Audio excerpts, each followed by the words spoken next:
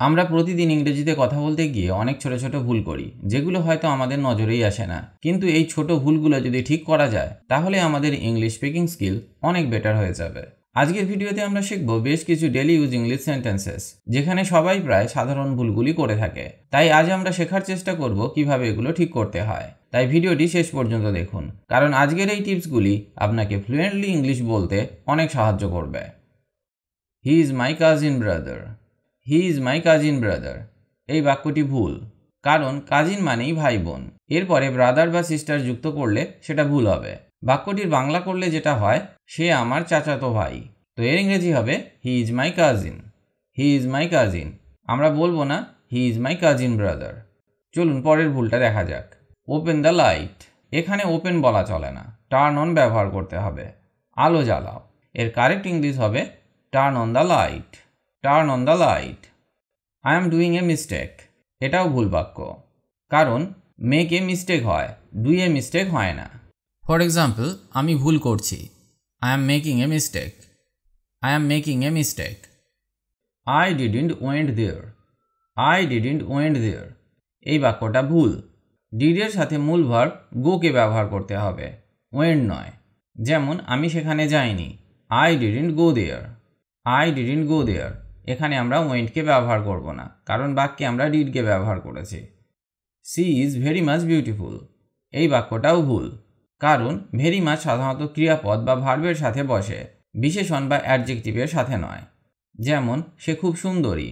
C is very beautiful. She is very beautiful. Pass me the salt না। Pass me the salt না। না, এটা Indian English. ইংরেজিতে will you বা won't you ব্যবহার করা হয়। যেমন আমাকে নুনটা দাও, তুমি দেবে? Pass me the salt, will you? Pass me the salt, will you? তাহলে এইসব ক্ষেত্রে আমরা না ওয়ার্ডই ইউজ করব না। চলুন পরের বাক্যটা শেখা যাক। I am having a fever. I am having a fever. এটাও ভুল বাক্য। হ্যাভিংকে খাওয়া বা কাজ করার অর্থে ব্যবহার করা হয়। তাই আমার জ্বর আছে, এর ইংরেজি হবে I have a fever. I have a fever. এখানে হ্যাভিং ব্যবহার করব না। এখানে হ্যাভিং ব্যবহার করলে ইংরেজি ভুল হবে। I will go to home. I will go to home. এটাও ভুল বাক্য।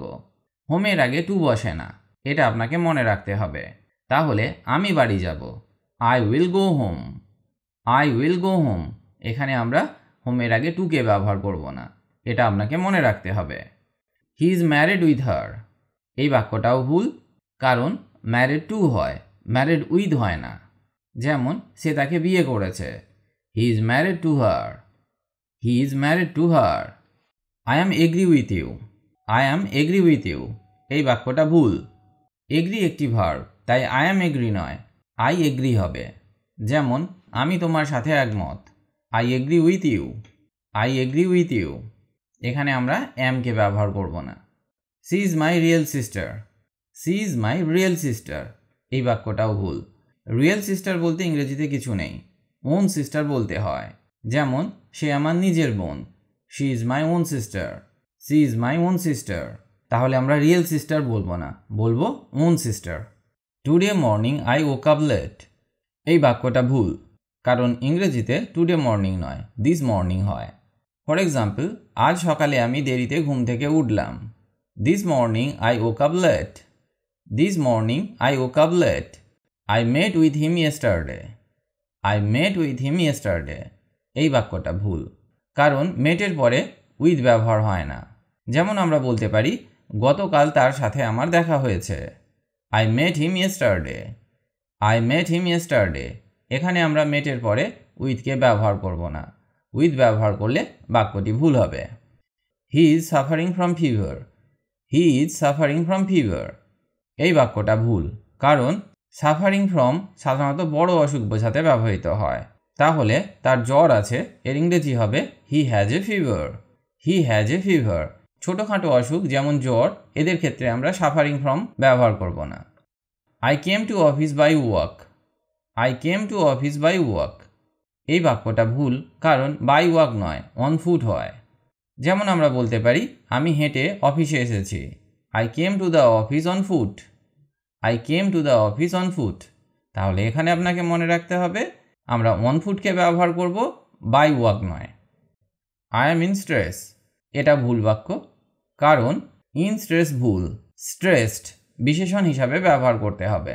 যেমন আমি মানসিক চাপে আছি, I am stressed, I am stressed, এখানে আমরা ইন ব্যবহার করব না। Can you suggest me a good book, এই বাক্যটা ভুল, কারণ সাজেস্ট সরাসরি বস্তু বা অবজেক্টের সাথে ব্যবহার হয়, তাই সাজেস্ট মি ভুল। যেমন আমরা বলতে পারি, তুমি কি আমাকে একটা ভালো বই সাজেস্ট করতে পারো? Can you suggest a good book to me, can you suggest a good book to me. এই ছোট ছোট ভুলগুলি আপনাকে শুধরে নিতে হবে এবং শিখতে হবে, তাহলেই আপনি কারেক্ট ইংলিশ বলতে পারবেন। I want to discuss about the project, discuss about ভুল, কারণ ডিসকাস নিজেই সেই অর্থ বহন করে, তাই আমরা ডিসকাস অ্যাবাউট বলবো না। যেমন আমি প্রকল্পটি নিয়ে আলোচনা করতে চাই, তো এর কারেক্ট ইংলিশ হবে I want to discuss the project, I want to discuss the project. এখানে আমরা ডিসকাসের পরে অ্যাবাউটকে বসাবো না। I am looking forward to meet you, এই বাক্যটা ভুল, কারণ লুক ফরওয়ার্ড টু এর পরে ভার্বের আইএনজি ফর্ম হয়। যেমন আমরা বলতে পারি, আমি তোমার সাথে দেখা করার জন্য অধীর আগ্রহে অপেক্ষা করছি, তাহলে এর ইংরেজি হবে I am looking forward to meeting you, I am looking forward to meeting you. এখানে মিট বললে বাক্যটি ভুল হয়ে যাবে। The scenery of Darjeeling is very beautiful, the scenery of Darjeeling is very beautiful. Scenery uncountable noun, তাই সিনারিজ হয় না এবং অফের পরিবর্তে ইন হবে। যেমন দার্জিলিংয়ের দৃশ্য খুবই সুন্দর, the scenery in Darjeeling is very beautiful, the scenery in Darjeeling is very beautiful. এখানে অফের পরিবর্তে আপনাকে ইন ব্যবহার করতে হবে। আমরা অনেক সময় ছোট ছোট ভুল করি, যা ঠিক করলে আমাদের ইংলিশ কমিউনিকেশন স্কিল আরও সুন্দর হবে।